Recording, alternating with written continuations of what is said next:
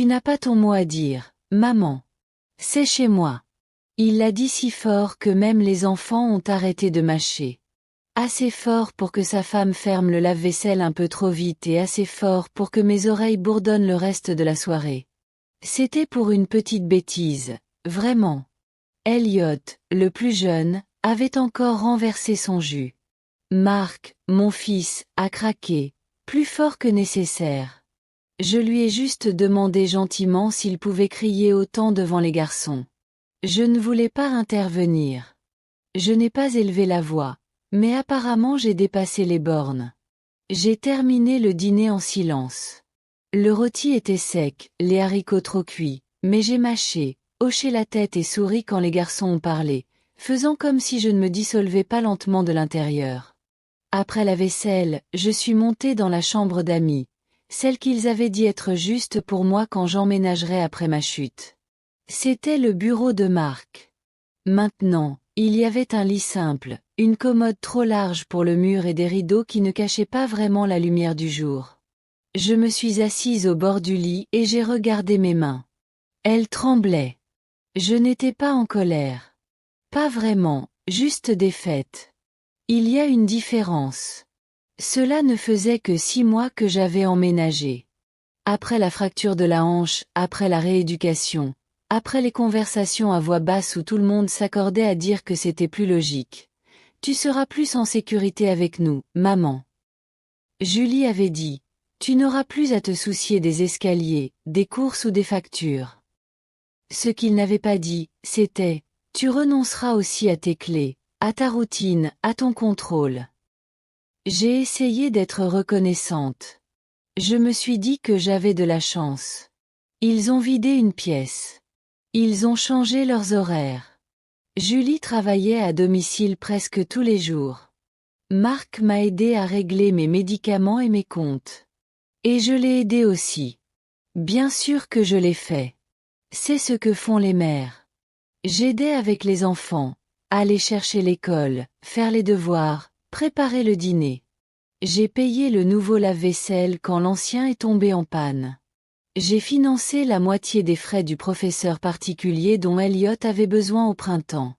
Discrètement, sans tambour ni trompette. C'est aussi moi qui ai remis à Marc un chèque de 60 000 $ lorsqu'ils ont trouvé cette nouvelle maison. Celle avec le jardin clôturé et les chambres supplémentaires. Il a dit que ce n'était qu'un prêt. Je n'ai rien dit. Julie a parlé d'un investissement familial. J'ai souri. Mais maintenant, assise dans cette pièce, je me sentais comme une invitée. Pire qu'une invitée, une obligation. J'ai regardé autour de moi. Les livres que j'avais rapportés de mon ancien appartement étaient intacts sur l'étagère. Le peignoir que j'avais accroché au dos de la porte semblait étranger à cette maison. J'ai ouvert le tiroir de la table de nuit. À l'intérieur, un bloc-notes avec l'écriture de quelqu'un d'autre, probablement celle de Julie. Je l'ai refermé doucement et j'ai regardé par la fenêtre. En bas, j'ai entendu des voix. Le rire de Julie, doux et contrit. Marc disant quelque chose trop vite pour être saisi.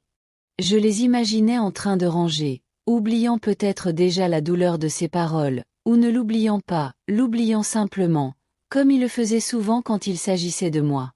Ce n'était pas la première fois qu'il parlait sèchement, mais c'était la première fois qu'il le disait clairement.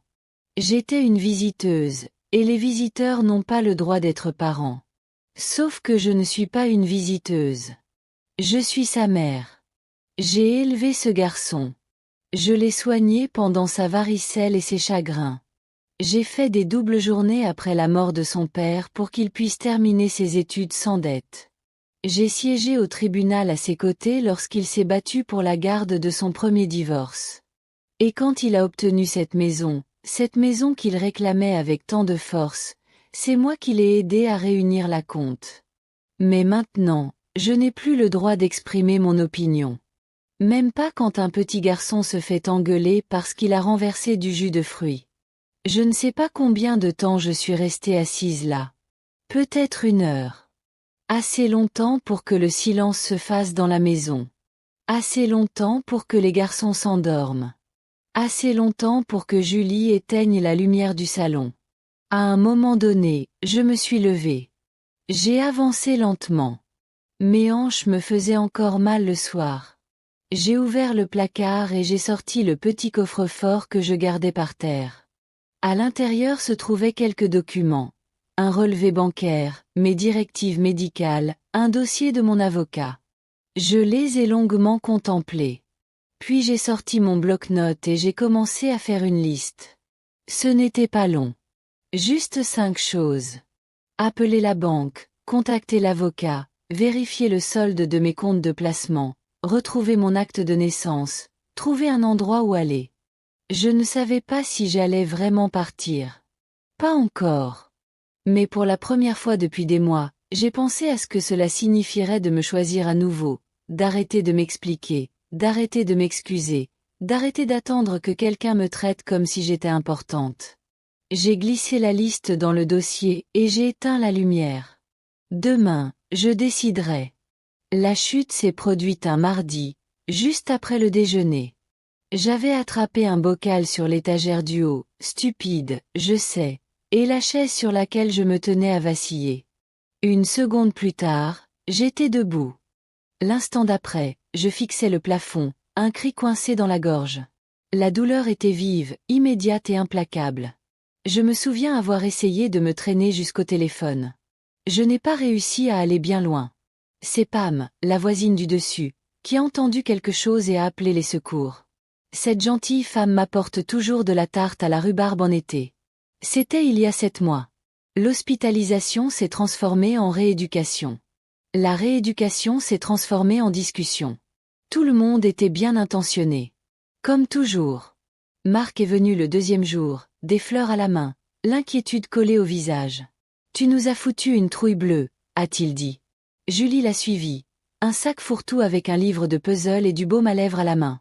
Nous étions assis là, tous les trois, dans cette chambre beige au couloir bruyant. Je me souviens avoir essayé de sourire. Je déteste avoir l'air d'avoir besoin de quoi que ce soit. Au bout d'une semaine, les conversations ont commencé. C'est trop risqué pour toi de vivre seule, maman. Tu ne devrais pas te soucier des factures ou de la préparation des repas. On a de la place maintenant dans le nouvel appartement. La chambre d'amis serait parfaite pour toi. Et la pire. Tu aurais ton coin à toi, bien sûr. Ton coin à toi. Comme si j'étais un meuble à qui il cherchait une place. Pourtant, j'ai dit oui parce que c'était logique. Parce qu'ils avaient l'air sincères. Parce que je ne supporterais pas un autre hiver dans cet appartement. Monter les escaliers avec des genoux douloureux, cuire une soupe au micro-ondes à 20h et appeler ça dîner. Alors, j'ai fait mes valises. 42 ans dans cet appartement. J'ai vendu la plupart des meubles, donné ce que j'ai pu, emballé le reste et fait mettre en garde-meuble. Juste en attendant de savoir si je me plais ici, me suis-je dit. J'ai laissé le bail au nom de Marc, au cas où. Les premières semaines chez eux ont été étranges, comme se réveiller dans l'histoire de quelqu'un d'autre. Ils étaient gentils, attentionnés. Julie a aménagé ma salle de bain avec des serviettes propres et du savon à la lavande. Les garçons ont fait des cartes de bienvenue. Elliot a collé son dessin sur ma porte avec 3 aimants et l'a appelé « bureau de grand-mère ». On a trouvé un rythme. Le matin, je m'asseyais avec les garçons avant l'école, m'assurant qu'ils mangent plus que de la poussière de céréales. J'ai commencé à plier le linge, à vider le frigo, à tailler les rosiers du jardin quand j'en avais l'énergie. Personne ne me l'a demandé. Je voulais juste contribuer. Marc a insisté pour que j'arrête de payer le loyer. « Votre famille », a-t-il dit. Mais je payais souvent les courses. Je payais discrètement la note au restaurant. J'ai donné une petite enveloppe à Julie quand la voiture est tombée en panne. Puis est venu le lave-vaisselle. Le leur crachotait depuis des mois. J'ai remarqué Julie en train de laver les casseroles à la main un soir, le poignet douloureux à cause d'une tendinite. Le lendemain, j'en ai commandé un nouveau, payé en totalité, et je l'ai fait installer pendant qu'ils étaient au travail. Julie a pleuré en le voyant. Marc m'a juste serré dans ses bras, m'appelant le meilleur de la famille. Je me suis dit que ça voulait dire quelque chose. Quelques semaines plus tard, Marc a évoqué la maison. On a cherché, a-t-il dit en prenant un café. Quelque chose d'un peu plus spacieux, peut-être plus proche de l'école d'Elliot. J'ai hoché la tête. C'était logique. La cuisine était étroite. L'allée était un amas de pare-chocs éraflés. Il a hésité avant de passer à la suite. On a trouvé un logement. C'est un peu tiré par les cheveux, même avec nos économies et l'accord bancaire. J'ai compris. Je comprends toujours. Il te manque combien? Ai-je demandé. Il a cligné des yeux, surpris. Je proposerai. Peut-être attendait-il que je refuse. 60, il a dit que ce serait un prêt, maman. Promis. Je n'ai pas demandé d'intérêt. Je n'ai pas demandé de papier. J'ai juste fait le chèque. Ce soir-là, Julie a ouvert une bouteille de vin. On a trinqué à la famille. Les enfants ont dansé dans le salon. Ça faisait du bien. Mais avec le recul, ce fut un tournant. Pas seulement pour eux, pour moi. Parce que cet argent, il n'a pas servi qu'à la maison. Il a changé leur perception de moi. Non pas comme quelqu'un qui avait besoin d'attention, mais comme quelqu'un qui leur devait de l'attention, dont on pouvait désormais attendre qu'il reste silencieux, agréable, à l'écart. Après notre emménagement, et oui, nous, parce que je les ai aidés à arriver, j'ai remarqué le changement. De petits détails. Julie a arrêté de frapper avant d'entrer dans ma chambre. Marc a plaisanté sur le nouveau royaume de maman quand j'ai essayé de ranger mes étagères. Ils utilisaient ma chambre comme rangement pour les invités. J'ai trouvé des cartons étiquetés Noël sur mon fauteuil. Pourtant, je n'ai rien dit. J'étais un invité dans la maison que j'avais contribué à acheter jusqu'à hier soir. Jusqu'à cette phrase. C'est ma maison. Tu n'as pas ton mot à dire. Elle a résonné dans ma tête toute la nuit comme une cloche qu'on ne peut pas désarmer. Au matin, j'avais fait mon choix. Le lendemain matin, j'ai avancé lentement, non pas à cause de la hanche, cette douleur que je savais gérer, mais parce que chaque mouvement me semblait désormais plus lourd, comme si l'air lui-même avait changé dans cette maison. J'entendais l'agitation habituelle en bas. Julie préparant les déjeuners. Les garçons se disputant pour savoir qui aurait le dernier muffin. La voix de Marc était aiguë et précipitée, leur disant de se dépêcher. Il parlait toujours comme si l'horloge était un ennemi. Je ne suis pas descendue. Au lieu de ça, je suis restée dans ma chambre. La chambre avec le lit simple et les cartons supplémentaires, le rebord de fenêtre poussiéreux. La bibliothèque que je n'avais plus le droit de déplacer car elle gâchait la décoration. J'ai attendu que la porte d'entrée claque. Des pas se succédaient, puis le silence. Julie travaillait à domicile, mais elle allait toujours courir après avoir déposé les enfants. Prévisible, presque répété. Alors je me suis glissée dans la cuisine. Le désordre du petit déjeuner persistait. Bol de céréales, cuillère collante, une brique de lait à moitié vide qui suintait sur le comptoir. J'ai rangé comme toujours, par habitude. Peut-être par culpabilité. Peut-être par espoir. C'est le problème avec les mères comme moi. On garde espoir même quand il n'y a plus rien à espérer. On passe la serpillière et on récure les casseroles comme si ça allait nous faire aimer davantage. En rinçant la vaisselle, je me suis souvenu des premiers jours. Comme il semblait reconnaissant de m'avoir là. Julie m'appelait sa coéquipière. Les garçons grimpaient dans mon lit avec leurs livres d'images. Marc m'apportait de la tisane à la camomille le soir. Maintenant, j'étais une figure incontournable, une figurante dans leur émission. Après avoir fini dans la cuisine, je me suis assise à la table à manger. La lumière du soleil filtrait à travers les stores, illuminant le bord d'un dessin au crayon scotché au mur. L'œuvre d'Eliott. Une maison bancale. Une famille en bâtonnet. J'ai regardé de plus près. 4 personnes. Pas de cheveux gris. Pas de lunettes. Personne qui me ressemble. J'ai senti quelque chose craquer doucement. En milieu de matinée, Julie est revenue. Ses pas étaient légers, presque flottants. Je suis restée assise. Lorsqu'elle est entrée dans la cuisine et m'a vue, elle a souri, mais avec un sourire crispé. « Salut, Jeannette », a-t-elle dit en attrapant sa bouteille d'eau. « Tout va bien. » J'ai hoché la tête. Je rangeais juste.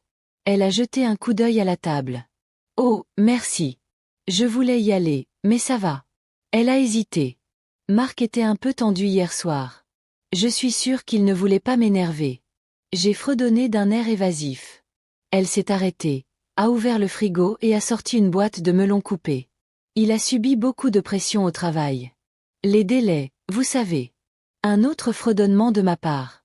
Elle a mâché un morceau de melon comme si cela pouvait l'empêcher de terminer la conversation.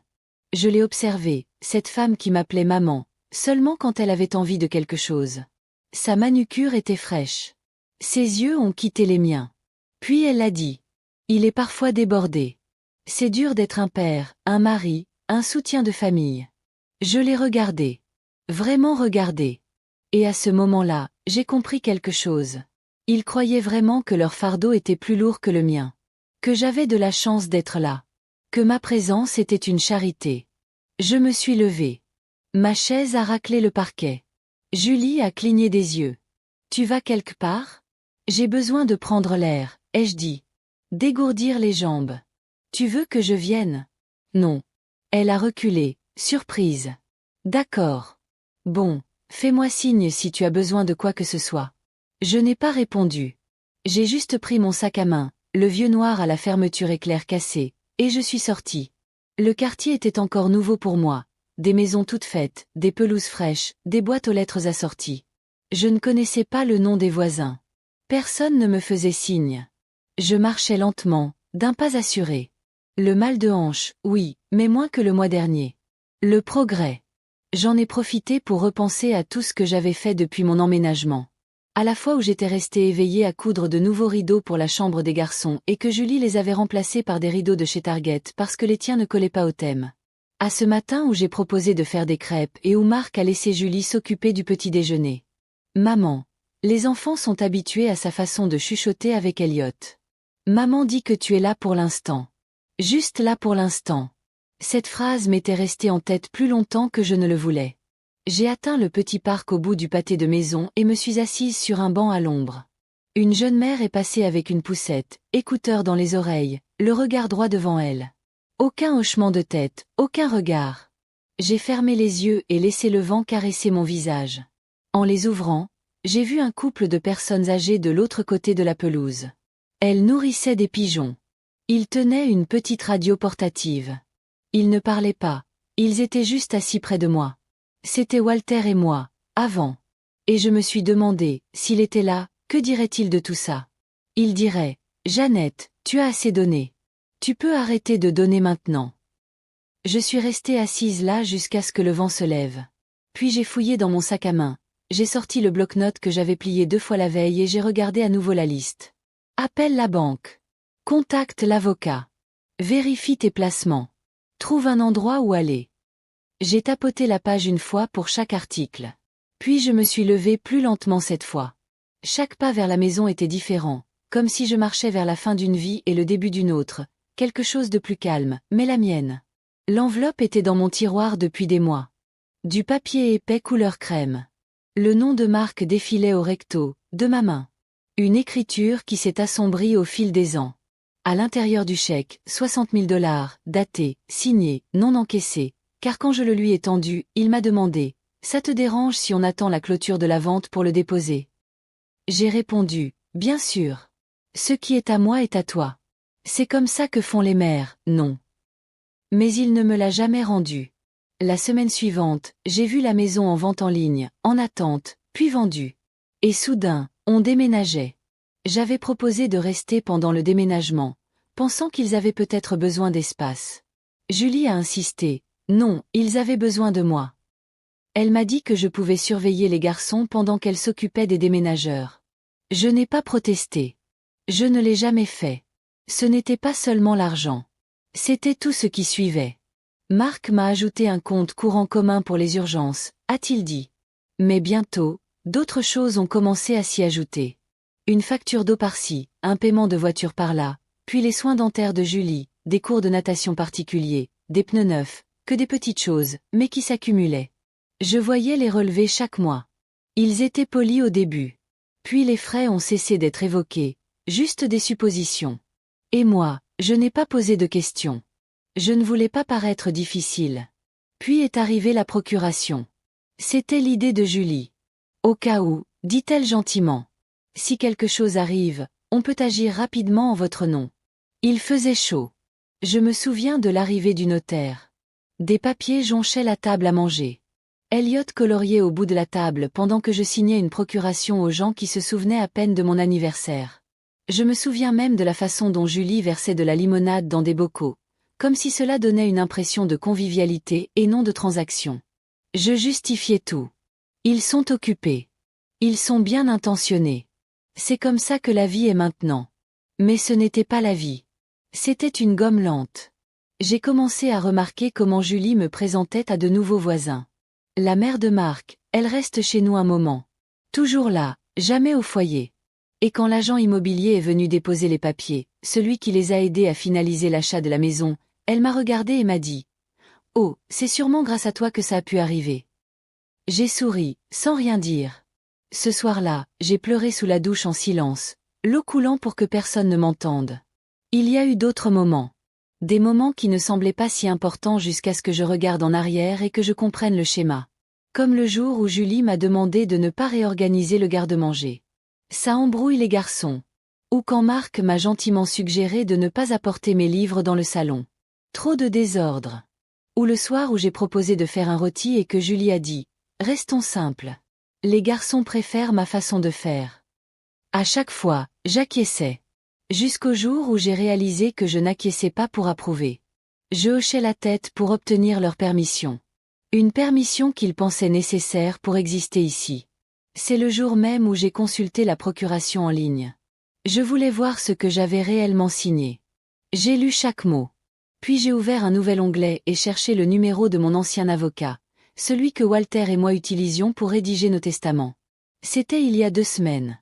Assis au bord de mon lit, j'ai ouvert le tiroir et j'ai sorti l'enveloppe contenant le chèque. Il était toujours là, intact. Mes doigts ont parcouru l'encre en relief. Non encaissé ne signifiait pas non plus inutilisé. Ils ne l'avaient pas déposé à la banque, mais ils l'avaient quand même dépensé. Ils l'ont compté comme leur bien. J'ai serré les dents. J'ai glissé l'enveloppe dans mon sac à main et pris la chemise contenant mes documents. Acte de naissance, passeport, carte d'assurance maladie. J'ai coché la 4e case de la liste. Puis j'ai appelé le cabinet de l'avocat. Une jeune voix répondit « Bonjour, Thurman et associés. Ici Jeannette Harris, dis-je. J'aimerais prendre rendez-vous. Je dois mettre à jour mes documents et révoquer certaines choses. » Il y eut un silence. « Bien sûr, mademoiselle Harris, avez-vous besoin d'un notaire ? » « Oui. » Je raccrochai et sentis quelque chose se soulever dans ma poitrine.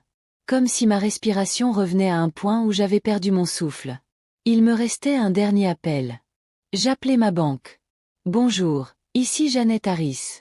Je dois modifier mes comptes. » L'homme à l'autre bout du fil était poli et professionnel. Il confirma mon identité, puis écouta mes explications. « Je souhaite retirer mon fils de l'accès conjoint et je voudrais geler tous les virements automatiques. »« Tous, madame ? » ?»« Oui, tous. » Un autre silence. « Très bien. Je m'en occupe immédiatement. Voulez-vous également révoquer la procuration ? » ?»« Oui, dis-je d'une voix ferme. Après avoir raccroché, je restai immobile. Puis je me levai, traversai la pièce et ouvris la fenêtre. La brise était fraîche. Dehors, des enfants descendaient le trottoir à vélo en criant. L'énergie estivale montait du trottoir. J'ai regardé l'allée. La voiture de Marc avait disparu. Julie était probablement en conférence téléphonique. Et moi ? Je préparais ma sortie, discrètement, sans faire de drame. Juste une femme qui reprend possession de ce qui lui appartenait. Mon anniversaire est passé sans un mot, pas de carte, pas de gâteau, pas même un coup de fil. J'ai passé la journée à faire semblant d'avoir oublié, moi aussi. Je me suis préparé des flocons d'avoine. J'ai regardé les informations, j'ai répondu à un appel de Diane, mon ancienne voisine d'appartement, qui se souvenait de la date sans calendrier. Nous avons discuté pendant près d'1 heure. Quand j'ai raccroché, je fixais le téléphone. Pas d'appel manqué, pas de SMS. Ce soir-là, je suis descendu dîner comme d'habitude. La table était déjà mise. Filet de poulet, maïs, purée de pommes de terre en boîte. Julie a discuté avec les garçons de leur sortie scolaire. Marc a consulté son téléphone. J'ai attendu. À Mirpa, Elliot s'est tourné vers moi. « Grand-mère, c'est vrai que tu avais un chien ?» J'ai souri. Oui, un petit terrier nommé Boots. Il intervenait avec Marc. On en a déjà parlé, Elliot. Pas de chien, pas d'allergie, tu te souviens ? Je me suis tue. Julie m'a passé le ketchup et c'était tout. Rien. Après le dîner, j'ai apporté mon assiette à l'évier, je l'ai lavé discrètement et je suis remontée. Je me suis assise au bord de mon lit, dans le noir. Pas de bougie, pas de carte glissée sous ma porte avec des cœurs en crayon. Pas même un « on a oublié », Pardon, juste le silence. Cette nuit-là, j'ai pleuré à nouveau. Non pas parce que ça faisait mal, mais parce que j'y voyais enfin clair. Je ne faisais pas partie de cette famille. Je faisais partie des meubles. Utile, neutre, silencieuse. Le lendemain matin, Julie a frappé à ma porte. « Tu as besoin de quelque chose du magasin ?» a-t-elle demandé. « J'emmène les garçons chez Target. » J'ai souri légèrement. « Non, ça va. » Elle s'est attardée. Marc a subi beaucoup de pression ces derniers temps. Il n'est plus lui-même. J'ai hoché la tête. Je comprends. Mais je ne comprenais pas. Plus maintenant. Parce que même la pression ne fait pas oublier l'anniversaire de sa mère. Ce week-end-là, j'ai surpris Marc au téléphone avec son ami Greg. Ce n'est pas une mauvaise affaire, disait-il. Enfin, on a presque réussi à payer la compte et elle nous aide avec les enfants. On a économisé des milliers. Des milliers. C'était le mot qu'il utilisait pour décrire ma présence. Ni maman, ni soutien, ni même amour, juste un chiffre sur une feuille de calcul. J'ai refermé la porte doucement et je me suis rassis. Quelque chose en moi s'était engourdi. Plus tard dans la soirée, j'ai apporté un album photo, du bon vieux temps, relié en cuir, aux pages épaisses par le temps. Je l'ai ouvert sur la table de la cuisine. Marc y a jeté un coup d'œil en passant. « Qu'est-ce que c'est ?»« Juste de vieilles photos, » ai-je dit. Il a hoché la tête, sans s'arrêter. Julie n'a même pas posé la question. Je suis restée assise à tourner les pages. Walter dans ses bottes de travail. Marc avec de la confiture sur les joues. Moi tenant le gâteau d'anniversaire que j'avais fait maison pour ses 10 ans. J'ai tracé mon doigt sur le plastique. 48 anniversaires. Je me suis souvenu. J'ai compté. Il en avait oublié un. Un seul. Mais c'était suffisant, car ce n'était pas seulement la date. C'était la facilité avec laquelle il l'avait oublié, la commodité de l'oublier. Le lendemain matin, je me suis réveillée tôt et je suis allée à la boîte aux lettres avant le lever du soleil. L'air sentait l'herbe mouillée et les arroseurs automatiques de la veille. Il y avait une lettre de ma banque. Confirmation du changement de compte. Autorisation révoquée. J'avais retrouvé le courant. Je l'ai plié soigneusement et glissé dans mon sac à main. Au petit déjeuner, je me suis servi du café et je me suis assise au bout de la table. Julie versait du yaourt dans des bols. Marc sirotait du jus d'orange, tout en consultant son téléphone. « Elliot, » dit Julie, « n'oublie pas ton sac à dos aujourd'hui. » J'ai attendu. Puis je me suis éclairci la gorge. « Marc, est-ce qu'il est arrivé quelque chose au calendrier ?» Il a levé les yeux. « Quoi ?» Je me demandais juste si ça n'avait pas bugué. Parfois, les anniversaires n'apparaissent pas. Il m'a regardé un instant de trop, puis a détourné le regard. Julie s'est figée devant l'évier. « Oh non !» a-t-elle dit. « Jeannette, ça va ?» ai-je dit rapidement. « Franchement, tu as juste oublié. Ce sont des choses qui arrivent. »« Non, vraiment, » a dit Marc.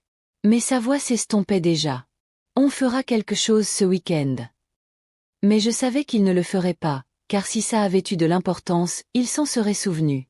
Je me suis levée, j'ai fini mon café et j'ai posé délicatement la tasse dans l'évier. Cette nuit-là, je n'ai pas fermé l'œil. Je suis restée éveillée, écoutant le bourdonnement du frigo, le tic-tac de l'horloge murale. Puis j'ai repris l'enveloppe, celle avec le chèque. Toujours glissée à côté de ma lettre de banque. 60 000 et même pas une carte. Pipi. Elliot ne voulait pas le dire. Il avait 7 ans. Les enfants de 7 ans ne portent pas bien les secrets. Surtout pas ceux qu'on murmure derrière les portes de la cuisine quand on pense que personne n'écoute. Nous étions dans le jardin. Il avait sorti son petit carnet, celui avec le chiot sur la couverture. On faisait comme si c'était un journal de bord scientifique. Observation 1, écrivit-il, la langue tirée. Grand-mère arrose trop le romarin. J'ai ri. Espèce de petit traître. Il ricana et appuya plus fort sur le crayon. Observation 2. Grand-mère parle aux plantes quand il n'y a personne. Ne le dis pas à ta mère, murmurai-je. Elle va me faire rentrer. Elle le veut déjà, dit-il distraitement. Je marquai une pause. Que veux-tu dire? Il ne leva pas les yeux. Elle dit à papa qu'elle pensait que tu serais temporaire, que peut-être d'ici l'été tu aurais ton propre chez toi. Je ne sais pas quelle grimace j'ai faite, mais ça a suffi à Elliot pour s'arrêter en plein milieu de ses gribouillages. Je ne suis pas censé dire ça, demanda-t-il. Non, ce n'est pas grave, dis-je avec un léger sourire. Tu n'as rien fait de mal. Il me fixa un instant, puis reporta son regard sur sa page et murmura. Troisième observation. Grand-mère a l'air triste. Je lui ébouriffai les cheveux. Ajoutant une. Grand-mère est plus forte qu'elle n'en a l'air. Ce soir-là, je me tenais dans le couloir après que les garçons soient couchés. J'entendis Marc et Julie dans la cuisine, leur voix basse, proche. Je dis juste, dit Julie. Ce n'était pas censé durer. Elle ne fait de mal à personne, répondit Marc. Elle aide avec les enfants. Oui, mais elle est toujours là. Les garçons sont perdus. Elliot a appelé sa mère la semaine dernière au dîner. Il y eut un silence, puis un rire étouffé de Marc.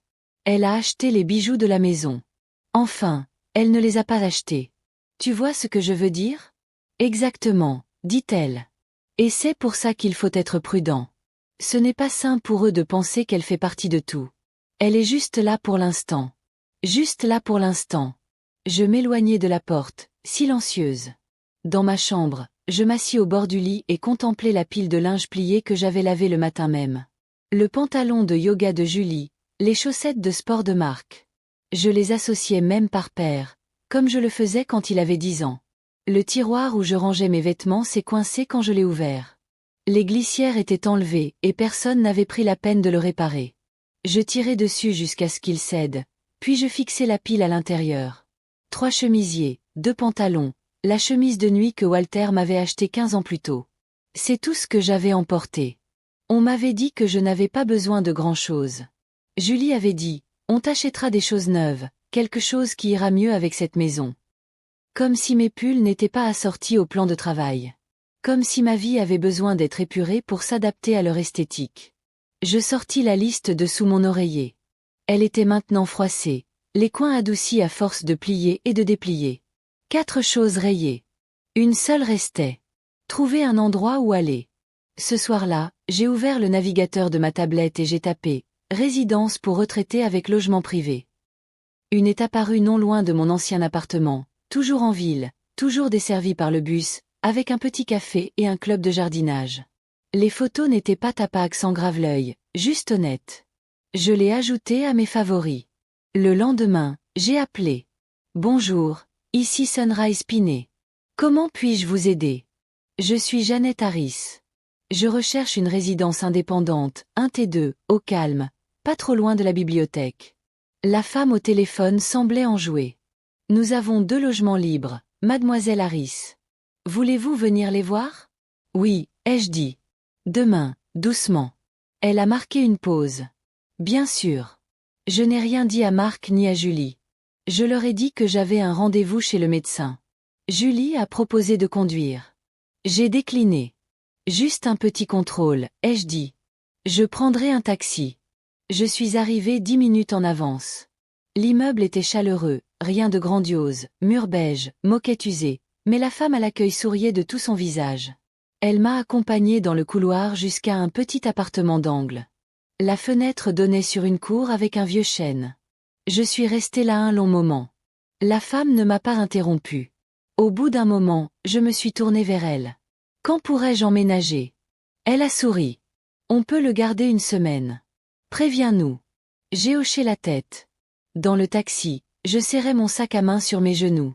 À l'intérieur, le dossier, l'enveloppe, la liste. Ce soir-là, une fois les garçons couchés, je me suis assise à la table de la cuisine pendant que Marc parcourait les nouvelles. Julie était en haut, en train de plier du linge. Je lui ai glissé l'album photo. Il a levé les yeux. Qu'est-ce que c'est? Ton enfance, ai-je dit. Au cas où tu l'aurais oublié. Il l'a ouvert lentement, a regardé la première page, puis a levé les yeux vers moi. Maman, me suis-je levée? Je pars bientôt, ai-je dit doucement. Tu n'auras pas à t'inquiéter de la durée de mon séjour. Il ne parla pas, ne demanda ni quand ni où, se contenta de me fixer, comme s'il n'arrivait pas à croire que je le pensais vraiment. Mais si. Je le pensais de tout mon cœur. Ce ne furent pas les cris en eux-mêmes qui me surprirent. C'était à quel point cela paraissait normal aux yeux de tous. Nous étions tous à table. Elliot jouait avec sa serviette. Tim, l'aîné, piquait ses haricots verts comme s'ils étaient radioactifs. J'ai attrapé la corbeille à pain et j'ai dit doucement, « Les gars, gardons les mains sur la table, s'il vous plaît. » Marc a levé les yeux, la mâchoire serrée. « On peut juste manger un repas sans commentaire, » a-t-il rétorqué. J'ai cligné des yeux. Je ne critiquais pas. « C'est ma maison, » a-t-il dit assez fort pour faire trembler la salière. « Tu n'as pas ton mot à dire. » Le silence est resté dans la pièce. Julie s'est figée, une cuillère à moitié portée à la bouche. Tim a baissé les yeux. Les yeux d'Elliot se sont embués. Personne n'a dit un mot. J'ai reposé le pain lentement. Je n'ai pas besoin d'aide pour être parent, a-t-il ajouté. Je m'en occupe. La phrase était une gifle, mais la façon dont il l'a dite, comme s'il avait attendu pour la dire, c'est ça qui a fait mal. Julie s'est levée la première. Je vais débarrasser les assiettes. Personne n'a fini de manger, ai-je dit, plus bas que je ne le pensais. Ce n'est rien, a-t-elle marmonné, en raclant déjà la nourriture à la poubelle. Elliot s'est levé ensuite. Il n'a pas dit un mot, a juste quitté la table et est monté. Tim l'a suivi. Marc ne s'est pas excusé. Il a pris sa fourchette, a piqué un morceau de poulet et a mâché avec trop d'acharnement. Je l'ai observé, j'ai observé cet homme que j'avais élevé, ce garçon que j'avais porté dans les aéroports et les halls d'hôpital, ce bébé dont je vérifiais la température toutes les heures lorsqu'il avait la grippe à 6 ans. Il refusait même de me regarder dans les yeux. Je me suis levée sans finir mon assiette. En haut, j'ai fermé la porte de ma chambre et me suis assise au bord du lit. Pendant un long moment, je suis restée immobile. Mes mains reposaient sur mes genoux, les doigts entrelacés, les jointures pâles. Ce soir-là, je n'ai pas pleuré. J'ai juste fait mes bagages en silence, consciemment. Ma valise n'était pas grande. Je n'avais pas emporté grand-chose au départ. Quelques tenues, des livres, une boîte à bijoux que Walter m'avait offerte pour nos 20 ans de mariage, une photo pliée de mes parents, un châle. Le reste, je l'avais donné ou laissé derrière moi en emménageant. Je m'étais dit que je n'en avais plus besoin. J'avais tort. À minuit, j'ai ouvert le tiroir de mon bureau et j'ai sorti la petite boîte à clés. Le garde-meuble, le coffre-fort de la banque, la vieille boîte aux lettres de mon appartement. J'ai passé mon doigt sur chacune d'elles, vérifiant les petites étiquettes en papier que j'y avais collées des années auparavant. Je les ai glissées dans le sac à main à côté du chèque. Puis je me suis assise dans le fauteuil près de la fenêtre et j'ai attendu le matin. Je n'ai pas fermé l'œil. À 5h30, j'ai mis des vêtements propres. Un pantalon, un chemisier doux, le cardigan avec les coudières. Rien de spécial, juste les miennes. À 6h15, j'étais en bas. Julie est entrée dans la cuisine en peignoir, les cheveux tirés en arrière. Elle a cligné des yeux en voyant la valise près de la porte. « Tu vas quelque part ?»« Oui, » ai-je dit simplement. J'ai pris mes dispositions. Ses lèvres se sont légèrement entr'ouvertes, puis se sont refermées. « Tu pars ?» J'ai hoché la tête. « C'est à propos d'hier soir, Jeannette ?» Il ne voulait pas dire « je pense qu'il l'a fait ». Elle s'est dirigée vers la machine à café, la tripotant comme si elle ne savait pas où placer ses mains. « Tu as fait partie de cette maison. Les enfants. Je pense qu'ils s'en sortiront, ai-je dit. Je ne serai pas loin. » Julie, la lèvre amère. « Dois-je le réveiller ? » Non, ai-je dit. Laisse-le dormir. J'en ai déjà assez dit. Un taxi s'est arrêté dans l'allée à 6h35. Le chauffeur m'a aidé à charger la valise. Julie se tenait sur le porche, les bras croisés. « Tu appelles ?» a-t-elle demandé. J'ai marqué une pause. S'il me demande, oui. Elle a hoché la tête. Son regard était fatigué ou peut-être simplement soulagé. En partant, je n'ai pas regardé la maison. Non pas que cela m'importait, mais parce que je voulais m'en souvenir telle qu'elle était à mon arrivée, pleine d'espoir, pas telle qu'elle était maintenant. Quand je suis partie, silencieuse. Le taxi m'a emmenée dans un petit restaurant près de la résidence pour retraités. J'avais 2 heures avant mon rendez-vous. J'ai commandé des œufs, du pain grillé et du café. La serveuse m'a appelé « mon cœur » et m'a apporté de la confiture de fraises sans même me le demander. En face de moi, un homme d'un certain âge lisait le journal d'une main tremblante. Il a laissé tomber sa cuillère. Je me suis penchée et je l'ai ramassée. « Merci », a-t-il murmuré. « Bien sûr », ai-je répondu. Nous nous sommes souris. 2 inconnus qui savaient ce que signifiait être ignorés. À 9h précises, je suis arrivée à Sunrise Pinet. La réceptionniste m'a accueillie comme une vieille amie. Madame Harris, tout est prêt. La chambre est propre. Les clés vous attendent. Prenez votre temps pour vous installer. Je l'ai suivi dans le couloir. Mon nouvel espace était petit. Une chambre, une kitchenette, une porte coulissante en verre donnant sur une terrasse avec un seul banc, et la vue sur le chêne, mais c'était le mien. J'ai défait mes cartons lentement, savourant le bruit des tiroirs qui ne collaient pas, des armoires qui n'avaient pas été envahies par les boîtes de céréales de quelqu'un d'autre. J'ai posé mes livres sur l'étagère, accroché mon châle près de la porte, posé la boîte à bijoux sur la table de chevet, puis je me suis assise.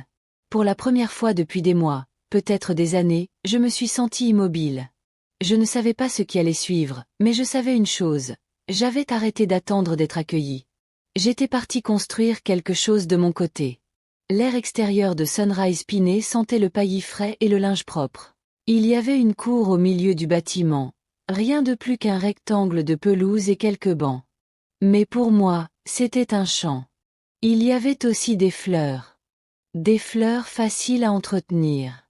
Pensez, Dli, Marguerite. Je suis restée assise là ce premier après-midi, manteau boutonné, sac à main sur les genoux, respirant simplement. Personne ne m'a demandé de bouger. Personne ne me surveillait. Personne ne surveillait ce que je mangeais ni ne me donnait de conseils non sollicités sur ma consommation de sel. C'était le calme, un silence profond et agréable. Le soir, j'avais rencontré 2 voisins. Le Nord, qui marchait avec une canne bleue et cuisinait trop de muffins, et Arthur, un professeur de mathématiques à la retraite qui insistait pour m'appeler « Madame », même après que je lui ai dit d'arrêter. Je suis retournée dans ma chambre après le dîner, ma propre chambre, la mienne. J'ai enlevé mes chaussures sans me soucier de savoir si elles gêneraient quelqu'un. J'ai mis la bouilloire en marche, je me suis assise sur le canapé, j'ai ouvert mon carnet et j'ai commencé à écrire. Pas un journal intime, je n'ai jamais été du genre à tenir un journal intime, mais une liste, une nouvelle, des choses que je peux faire maintenant. Ouvrir et fermer une fenêtre quand je veux. Regarder ce que je veux à la télé, laisser un livre sur la table de la cuisine sans que personne ne le déplace, ne rien dire de la journée sans avoir l'impression d'avoir déçu qui que ce soit, ou tout dire sans m'inquiéter si c'est trop. À mi-chemin de la liste, mon téléphone a vibré. Un appel de Marc. Je l'ai regardé fixement jusqu'à ce qu'il s'arrête. Il n'a pas laissé de message, pas même un texto. J'ai posé le téléphone et préparé mon thé. 10 minutes plus tard, il a de nouveau sonné. Un appel de Julie. Cette fois, j'ai répondu à Jeannette. Sa voix était tendue, trop aiguë. Oui, nous venons de recevoir une alerte de la banque. Elle dit que le compte joint a été restreint. C'est exact. Elle est restée silencieuse un instant. Je pensais que nous étions d'accord. Nous n'étions pas d'accord, ai-je dit calmement. Tu as suggéré. J'ai accepté. Mais c'est fini maintenant. Tu n'as rien dit? Je ne pensais pas avoir besoin de permission pour fermer quelque chose qui m'appartenait. Silence. Je suis désolée, dit-elle finalement. Si on a franchi une limite, tu ne l'as pas franchie, dis-je. Tu as construit une clôture autour, puis tu m'as dit que je devrais être reconnaissante pour la vue. Un autre long silence. Où es-tu? Demanda-t-elle. Je suis en sécurité, répondis-je. Au calme. Les garçons me demandent. Ça m'a interpellée. J'ai fermé les yeux. Dis-leur que je vais bien. Dis-leur que je les aime. Je dirai à Marc d'appeler. Je préférerais qu'il ne le fasse pas. Pas encore. Julie laissa échapper un bref soupir. Tu sais, dit-elle doucement. Il est vraiment nul pour s'excuser. Je sais, dis-je. Moi aussi. C'est comme ça qu'on en est arrivé là. J'ai raccroché doucement. Sans colère, sans pointe de voix, c'était fini. J'ai laissé le téléphone sur le comptoir de la cuisine et je me suis rassis avec mon thé. Le lendemain matin, j'ai appelé l'agence de mariage. Carrie, la même jeune femme qui s'était occupée de toute l'organisation de leur événement, a répondu. Mariage Pearl, Carrie à l'appareil. Bonjour, Carrie. Ici Jeannette Harris. Un silence. Alors. Oh, Madame Harris. Bonjour, je souhaite annuler tous les paiements en attente liés au mariage des Harper, avec effet immédiat. Un autre silence. Je suis désolé. Je croyais que l'événement était déjà confirmé. Le banquet n'a-t-il pas lieu dans 2 semaines? Si, dis-je. Mais le financement a changé. Veuillez vérifier vos dossiers. Je suis la sponsor principale. Oui, bien sûr. C'est juste, je veux dire, c'est très inhabituel. J'imagine que oui. Je vais devoir informer les prestataires, dit-elle lentement. Et le couple. C'est bon. Je suis sûre qu'ils trouveront une solution. Un autre silence, puis un doux. Madame Harris. Puis-je demander ce qui s'est passé? J'ai hésité, non pas par honte, mais simplement par fatigue. Ils ont oublié à qui ils avaient affaire, ai-je dit. C'est tout. Après avoir raccroché, j'ai appelé la banque. Richard, mon banquier personnel, a reconnu ma voix. Madame Harris, nous avons entamé les procédures d'annulation que vous avez demandées. Bien. Encore une chose. Je veux ouvrir un nouveau compte en fiducie. Bien sûr. Au nom de qui? Je n'ai même pas pris de pause. Ma petite fille, Justine Harper, elle a 12 ans. Richard est resté silencieux une seconde. C'est une belle idée. Nous avons discuté des détails. Accès restreint. Éducation seulement, dispersion, croissance à long terme.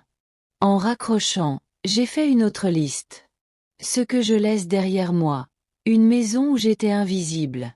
Une famille qui confondait amour et commodité. Mon propre silence. Ce que j'emporte avec moi. La paix. Quelques belles photos. La part de moi que j'avais presque oubliée. Le téléphone a de nouveau sonné. Cette fois, c'était Justine. Salut, grand-mère. Papa a dit, tu as déménagé. Je peux venir me voir un de ces jours? Tu me manques. J'ai souri et j'ai répondu. Tu peux toujours venir me voir, ma puce. Je te garderai un muffin. On a frappé à la porte peu après 10 heures. Je savais qui c'était. Je l'attendais depuis que mon compte avait gelé. Depuis que les papiers de la fiducie avaient été déposés, depuis que la voix de Julie tremblait au téléphone comme une assiette tombée en l'air, il ne voulait plus l'envoyer s'en occuper. Il était venu lui-même. J'ai ouvert la porte et j'ai trouvé Marc debout dans le couloir, les yeux fatigués, la veste en bandoulière. On aurait dit un homme répétant son texte dans une langue qu'il ne parlait pas bien. Salut, maman. Marc. Il est entré sans demander. Je ne l'ai pas arrêté. Il a parcouru l'appartement du regard, petit, propre, ensoleillé, comme s'il évaluait les dégâts après une tempête. Tu as vraiment réussi, a-t-il dit. Je me suis assis. Je l'ai fait. Il est resté debout, les mains sur sa veste, comme s'il hésitait entre rester et filer. Tu aurais pu nous le dire, a-t-il dit. J'ai essayé, ai-je répondu. Tu n'écoutais pas. Il s'assit enfin en face de moi à la petite table de la cuisine, la même table où je prenais mon petit déjeuner sans commentaire, où je lisais le journal et faisais des mots croisés sans attendre que quelqu'un soupire en me disant comment je l'avais plié. Il s'éclaircit la gorge. Julie est bouleversée. J'imagine qu'elle l'est. Elle dit que tu nous as embarrassés. Je n'ai rien fait en public. Les prestataires sont en train d'appeler. L'organisatrice du mariage a dit qu'elle avait failli pleurer. Je le regardais. C'est ça qui t'a amené ici, Marc? Les sentiments de l'organisateur du mariage. Son visage changea alors. Une lueur de réalité, l'espace d'une seconde. Non, dit-il. Ce n'est pas pour ça que je suis venu. J'ai attendu. Je suis venu parce que je ne comprends pas ce qui s'est passé. J'ai failli rire. Pas par cruauté, ni par incrédulité, ni par l'absurdité de l'aveuglement dont on peut faire preuve quand cela lui profite. Marc, dis-je lentement, tu m'as dit devant mes petits-enfants que je n'avais pas mon mot à dire chez toi. Après t'avoir élevé, après avoir payé cette maison, après être venu m'aider. Il a ouvert la bouche, mais j'ai continué. Tu as cessé de me voir comme une personne. Je suis devenu un portefeuille, une baby-sitter, un remplaçant, et tu pensais que je resterais, comme je l'ai toujours fait. Il s'est penché en arrière, expirant bruyamment. On ne voulait pas te faire ressentir ça. Mais tu l'as fait. Il s'est frotté le visage. Je sais qu'on a oublié ton anniversaire. Ce n'était que la partie émergée de l'iceberg. Il a hoché la tête, la honte lui colorant le visage. Pas des excuses complètes, mais presque. Je ne pensais pas que tu partirais vraiment, a-t-il dit doucement. Je sais.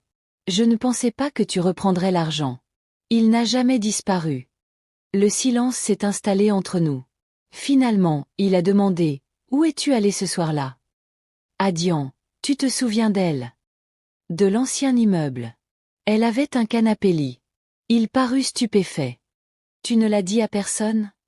Je ne te devais pas d'itinéraire, dit Marc. Un autre silence. Puis, plus hésitant, tu es heureux ici? Je regardais autour de moi. La petite étagère, la pile de magazines, la petite théière que j'avais achetée avec Walter en 1984, la photo encadrée des garçons toujours exposés, toujours à moi. Oui, dis-je. Je suis tranquille ici. Il hocha la tête, baissa les yeux. Au bout d'un moment, il fouilla dans la poche de sa veste et en sortit l'enveloppe.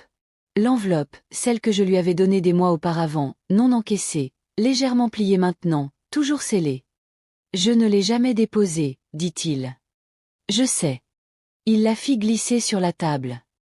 Je n'en veux plus. Je n'y ai pas touché. C'était un cadeau. C'est toi qui en as fait une dette. Il me regarda, puis me regarda vraiment, et je la vis. L'enfant encore en lui, celui qui grimpait sur mes genoux. Quand ses genoux furent écorchés, il resta silencieux un long moment. Finalement, il se leva. Je ne sais pas comment arranger ça, dit-il. Commence par ne pas me demander de le faire. Il hocha lentement la tête. Je dirai aux garçons que tu vas bien. Ils n'auront qu'à me demander eux-mêmes. Il parvint à esquisser un demi-sourire. Elliot a dit que tu lui avais promis un muffin. Je l'avais promis. Il s'attarda à la porte. Tu as besoin de quelque chose? Demanda-t-il.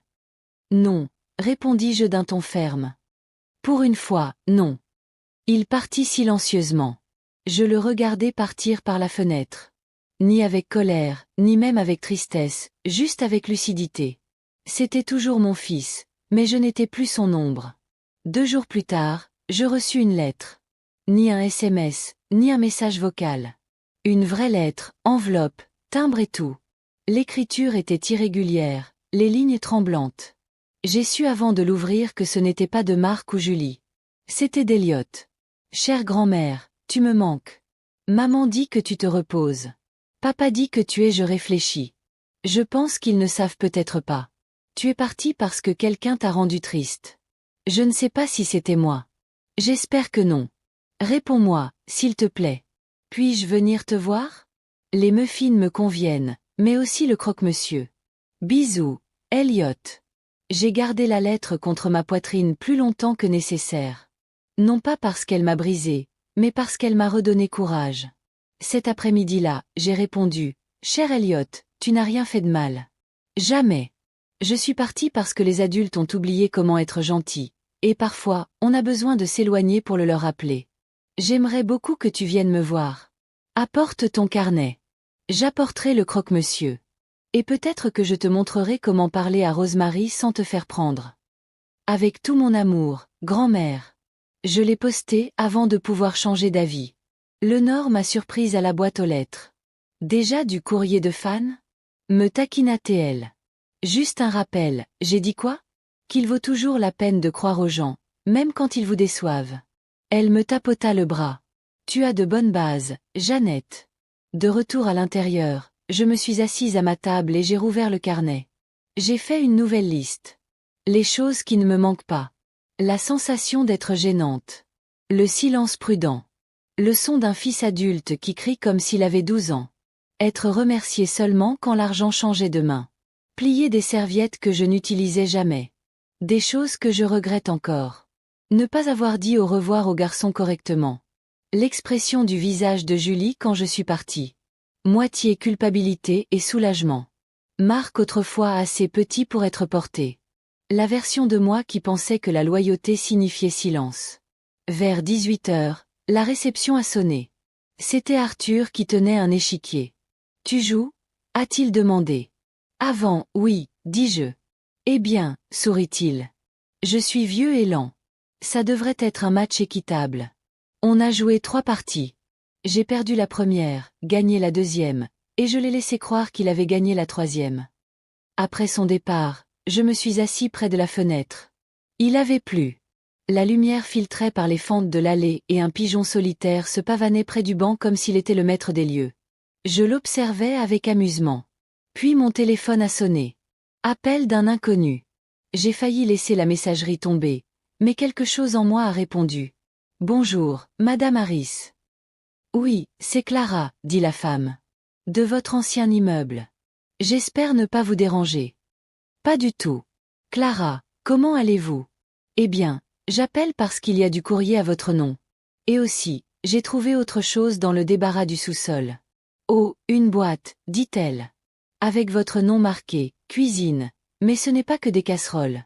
Il y a un tas de cahiers et une courte pointe. Tu voulais le laisser? J'ai serré les lèvres. Non, dis-je, je ne l'ai pas fait. Je peux l'apporter, proposa-t-elle. Ce serait adorable. Je lui ai donné l'adresse. Nous avons discuté un moment de l'ascenseur en panne, du nouveau voisin qui joue du jazz à des heures indues, du chat qui vit sous l'escalier de secours. Après avoir raccroché, je suis resté assis un long moment. Je me souvenais d'avoir emballé ce carton. J'avais écrit « Cuisine » dessus pour que Marc ne demande pas ce qu'il contenait. Mais ce n'étaient pas des ustensiles. C'étaient des histoires. Des morceaux de moi. Des souvenirs dont personne n'avait voulu. Alors je les avais enveloppés dans du papier journal et scellés hermétiquement. Je ne m'attendais pas à les récupérer. Le lendemain, Clara est arrivée en imperméable, le carton soigneusement tenu dans ses bras. J'ai pensé que tu pourrais en avoir envie, dit-elle en le posant doucement. Oui, oui. Elle est restée prendre le thé. Lorsqu'elle est partie, je me suis assise en tailleur sur le tapis et j'ai ouvert le carton. À l'intérieur, des cahiers à spirale, des recettes griffonnées, quelques cartes de vœux que Walter m'avait envoyées pendant leur première année de mariage, dont une avec un dessin de chien. Je t'appelle encore. Et sous tout ça, la courte pointe s'effilochait par endroits, effilochée sur les bords, mais brodée de chaque année de notre vie. Je la tirai sur mes genoux et la laissai draper sur mes genoux. Pour la première fois depuis mon départ de cette maison, je me sentais entière. Non pas parce que j'avais retrouvé quelque chose, mais parce que je savais enfin ce que je n'avais jamais perdu. La courte pointe resta sur mon fauteuil après ça. Chaque matin, je la pliais soigneusement. Chaque soir, je la tirais sur mes jambes, même quand il ne faisait pas froid. Ce n'était pas pour me réchauffer. C'était pour me souvenir. Les vieilles chemises en flanelle de Walter cousues en carré. Des morceaux de la couverture pour bébé d'Eliott cousus dans un coin. Un morceau délavé de la robe que je portais le jour où nous avons ramené Marc de l'hôpital. Ce n'était pas juste du tissu. C'était la preuve que j'avais vécu, aimé, donné, que je n'avais pas été une note de bas de page dans la vie des autres. Une semaine après la visite de Clara, j'ai reçu un SMS de Julie. On parle à les garçons, à propos des limites. Tu leur manques. Serais-tu disposé à les voir? J'ai regardé le message un long moment. Puis j'ai tapé, je les retrouve, rien que, samedi après-midi. Elle a immédiatement répondu, merci. Je les amène à 14 heures, je ne la corrigeais pas. À 13h55, je me tenais à la fenêtre. La voiture de Julie s'arrêta à 14 heures pile. Les garçons en sortirent, trop bien habillés. Tim portait une chemise à col. Il détestait ça. Elliot portait des chaussettes dépareillées. Je souris. Julie resta au volant. Elle ne descendit pas. N'essaya pas de les suivre. Ça, au moins, elle avait raison. Quand j'ouvris la portière, Elliot courut le premier. « Grand-mère » cria-t-il, les bras grands ouverts. Je m'agenouillai, les genoux craquants, et le serrai contre moi. Tim me suivit, plus réservé. « Salut » dit-il à voix basse. Je l'embrassai sur le front. Entrez tous les deux. Nous nous installâmes dans le petit salon. J'avais préparé de la limonade, coupé des pommes et disposé des sablés sur une serviette. « Bel endroit » dit Tim. « C'est petit. »« Mais ça sent ton odeur » dit Elliot. « Comme du savon et de la cannelle. » J'ai souri. « C'est juste parce que j'ai brûlé du pain grillé ce matin. » On est restés assis tous les trois pendant presque 1 heure, à parler de l'école. Des amis, du cahier de sciences d'Elliot, du nouveau vélo de Tim. Ils ne m'ont pas demandé pourquoi j'étais partie. Ils ne m'ont pas demandé si je revenais. Ils sont restés assis près de moi. Ils ont écouté. À un moment, Elliot a regardé autour de lui. Où est ta télé? Je n'en ai pas. Dis-je. Il a cligné des yeux. Tu n'en as pas besoin. Non, j'ai dit que j'avais une fenêtre, une bouilloire et mes propres clés. Ils n'ont pas compris. Pas vraiment. Mais ils ont hoché la tête quand même. À 15 heures, je les ai raccompagnés jusqu'au trottoir. Julie était toujours dans la voiture, lunettes de soleil sur le nez, le regard fixé devant elle comme si elle avait tout son sang-froid pour ne pas sortir. Elle a baissé la vitre à mon approche. Merci, dit-elle doucement. J'ai hoché la tête. Avant que les garçons ne montent, Tim se retourna. On peut revenir. Bien sûr, dis-je. Quand tu veux. Elliot fit un signe de la main par la fenêtre jusqu'à ce que la voiture tourne au coin de la rue. Je retournai à l'intérieur et m'assis dans le silence qu'ils avaient laissé derrière eux. Ni lourd, ni vide, juste silencieux. Plus tard dans la soirée, le téléphone sonna.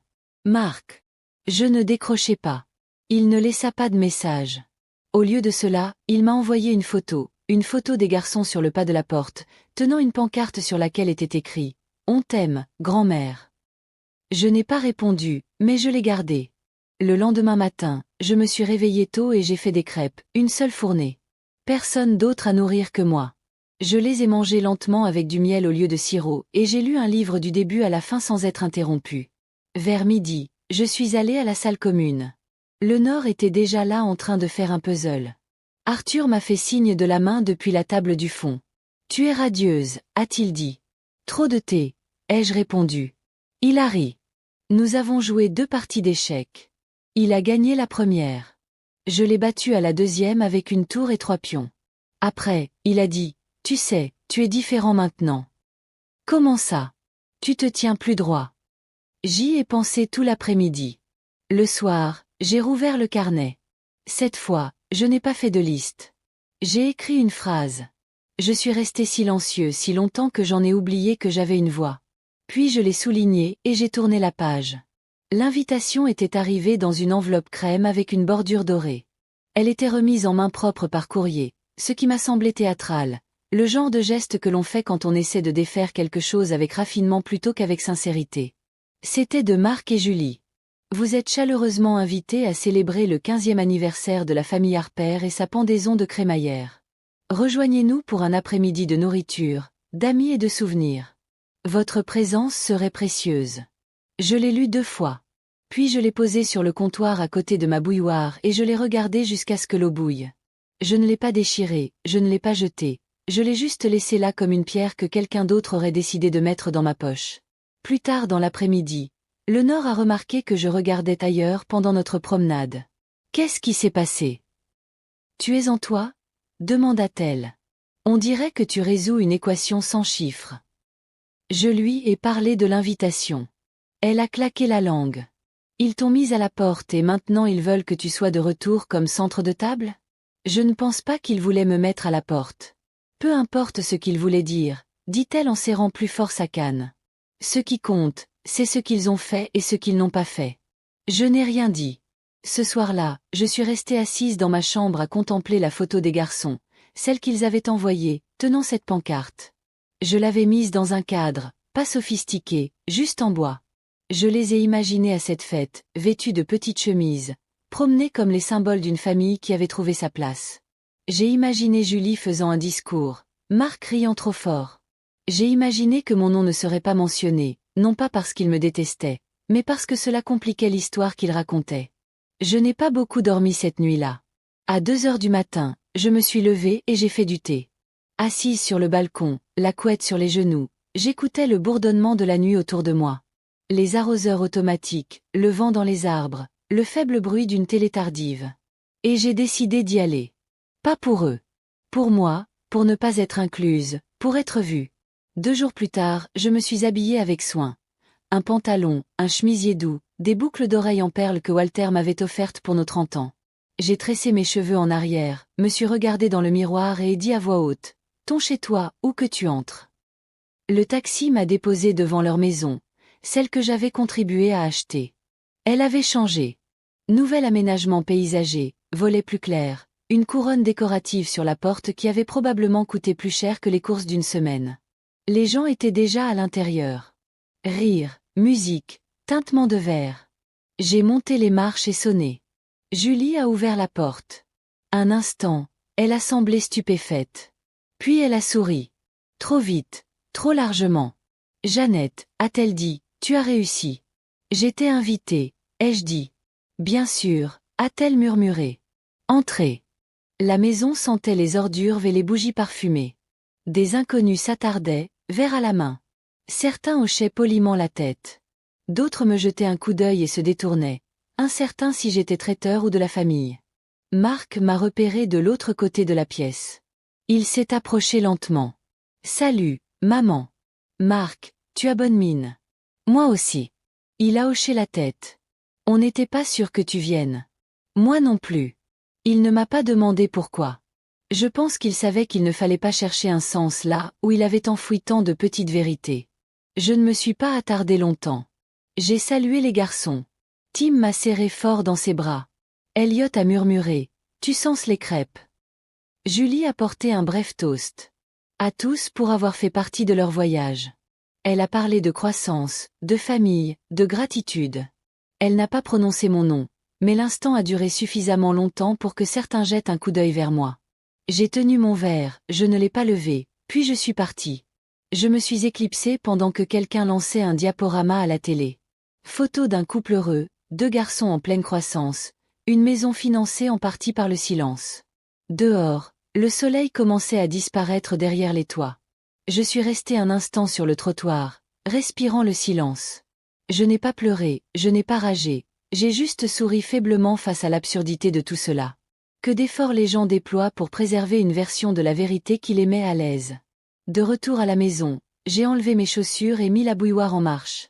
Le Nord est passé plus tard. Comment ça s'est passé? A-t-elle demandé. Comme une cérémonie pour une histoire que je n'ai pas écrite. Êtes-vous reparti avec quelque chose? J'ai réfléchi une seconde. Oui, ai-je dit. Mon nom. Une semaine a passé, puis 2.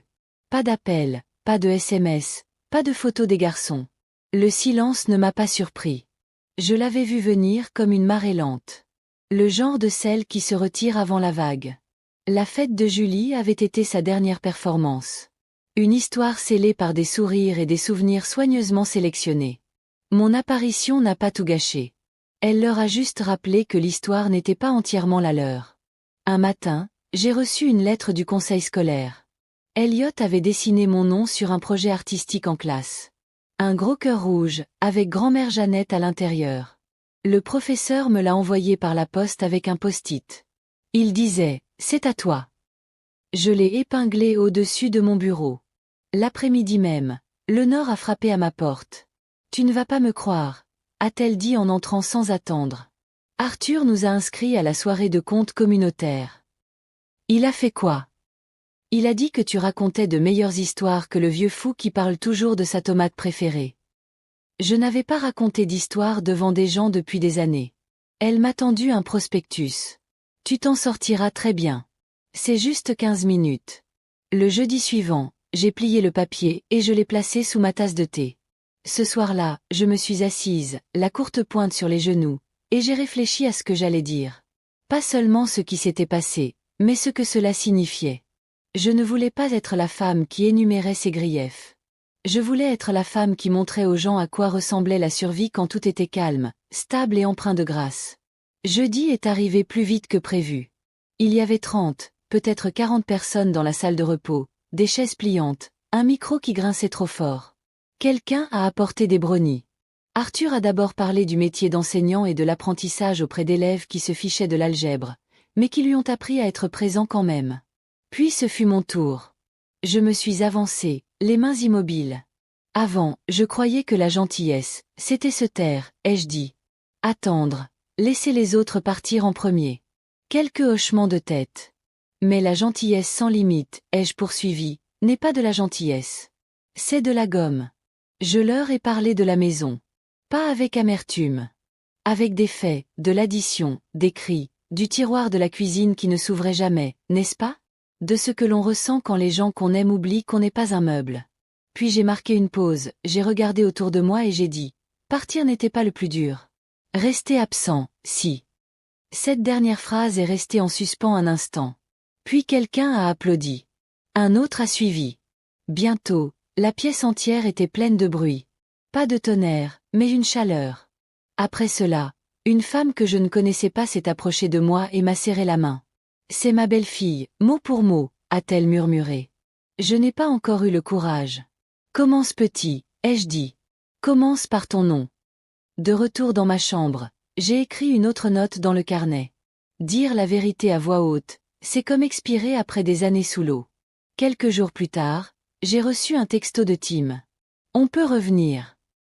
Je crois qu'Elliot va exploser s'il ne te voit pas bientôt. J'ai répondu, demain, je ferai du croque-monsieur. Ils sont venus après l'école. Elliot avait un nouveau carnet. Celui-ci avec un dragon sur la couverture. Il avait écrit toute une histoire, apparemment. Chapitre 1.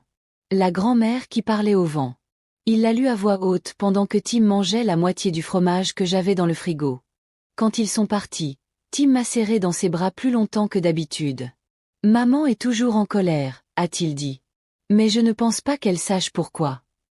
Je lui ai caressé les cheveux. Ce n'est pas à toi de régler ça, mon cœur. Elliot a levé les yeux. Tu reviens un jour. Je me suis penchée. Non, mais ça ne veut pas dire que je suis partie. Il a hoché la tête comme s'il comprenait. Je les ai regardés se diriger vers la voiture. Julie n'est pas sortie, mais cette fois, elle m'a fait un signe de la main par la fenêtre. Pas beaucoup, mais suffisant. Plus tard dans la soirée, j'ai sorti le chèque du tiroir. Toujours scellé. Toujours à moi. Je ne l'ai pas déchiré. Je ne l'ai pas encaissé. Je l'ai juste regardé. Puis je l'ai mis dans une nouvelle enveloppe et j'ai écrit un mot dessus pour Elliot et Tim s'ils oublient ce que j'avais donné. Marc est arrivé à l'improviste un mardi. Pas de préavis, pas de SMS, juste sa voiture au ralenti devant l'immeuble, puis le bourdonnement à la réception. Lenore a jeté un coup d'œil à sa porte en entendant son nom. « Dois-je me faire passer pour ton avocat ?» murmura-t-elle. « Pas besoin, dis-je. Laisse-le venir. » Il paraissait plus vieux qu'il y a un mois. Peut-être pas en années, mais en traits. Ses épaules s'affaissaient, comme quelqu'un habitué à trop d'attentes et pas assez de vérité. Quand j'ouvris la porte, il ne sourit pas. « Salut », dit-il. « Salut. » Il entra, jeta un coup d'œil autour de lui, son regard s'arrêtant sur la courte pointe, les photos, le dessin au crayon encadré d'Elliot. Sa mâchoire bougea comme s'il retenait quelque chose qui ne savait pas si c'était des excuses ou une exigence. « J'ai besoin de parler », dit-il. Je lui fis signe vers la chaise. Puis je m'assis. Il ne le fit pas. Il se tenait près du comptoir, les mains enfoncées dans les poches. « Je sais que tu as changé la fiducie. Je sais que l'acompte du mariage a disparu. Je sais que tu fais ce que tu fais avec Elliot et Tim. » Il le dit comme si je les avais enrôlés dans une secte. J'ai haussé un sourcil. Je vois mes petits-enfants. Ils ont demandé. J'ai répondu. Il expira. Tu as agi dans notre dos. Non, dis-je calmement.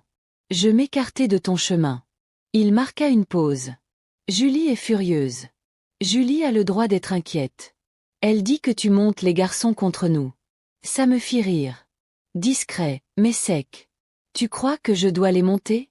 Ce sont des enfants, Marc. Ils remarquent les choses. Ils savent qui écoute. Il recula, la mâchoire serrée. Je ne suis pas là pour me battre, dit-il finalement. Alors pourquoi es-tu là? Il sortit quelque chose de la poche de son manteau et le posa sur la table. C'était une feuille de papier format A4 pliée une fois. La maison, dit-il. On refinance. J'ai besoin de ta signature. J'ai regardé le papier, mais je n'y ai pas touché. Il s'agit de l'hypothèque. Oui, je ne suis pas sur l'hypothèque. Tu es inscrite comme garante tacite, dit-il. À cause de l'acompte initial, c'est une formalité légale. J'acquiesçai. Et si je ne signe pas, ses lèvres se pincèrent. Ça retarde la procédure. Ça pourrait affecter notre tarif, notre calendrier. Et si je signe, tu es complètement viré. Sans condition. Je l'ai regardé un instant. C'est ce que tu veux, non? Que je disparaisse sur le papier comme je suis partie de la maison. Il n'a rien dit. J'ai pris un stylo. Il a eu l'air surpris. Je signe, ai-je dit. À une condition. Il a attendu. Tu laisses les garçons tranquilles. S'ils veulent me voir, qu'ils me voient. S'ils posent des questions sur moi, tu réponds honnêtement.